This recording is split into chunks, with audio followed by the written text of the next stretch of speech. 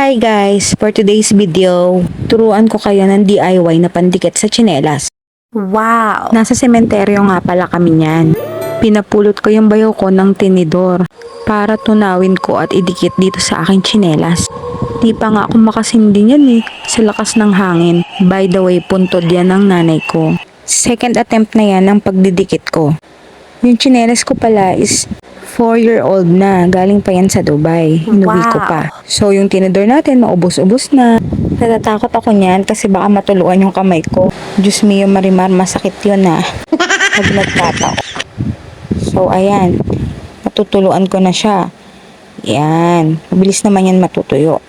Yan, pati yung loob lagyan natin.